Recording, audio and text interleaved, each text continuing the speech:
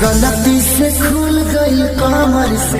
नमस्कार जी भाई लोग, नमस्कार जी हाँ दोस्तों, रहिए तैयार क्योंकि आप लोग के चाहता super star trending star Khesari Lal Yadav ji का काफ़ी बेहतरीन सा सॉन्ग आ रहा है जिस गाने का नाम है कमर से सारी। जी हाँ दोस्तों, इस गाने को खेसारी लाल यादव जी और प्रियंका सिंह ने गाए हैं। दोस्तों बात करते गीत का तो विजय चौहान जी का लिखा हुआ गाना और इस गाने को म्यूजिक से सजाया है आर्या शर्मा जी। फाइनली इस गाने को जो कैप्टन भोजपुरी यूट्यूब चैनल के माध्यम से रिलीज़ की जाएगी, जो कि एक सुपर हिट सॉन्ग है और बहुत जल्दी जो है इसको रिलीज़ किए जाएंगे 25 तारीख को। तो रहिए तैयार, ऐसा ही अपडेट आप लोग को मिलता रहेगा और जुड़ जाइएगा चैनल से, एक से एक बढ़ के अपडेट मिलेगा। तो आज का अपडेट में गाइस इतना ही था, मिलते हैं फाइनल लास्ट वीडियो के साथ। तब तक के लिए bye, take care, love you and support me.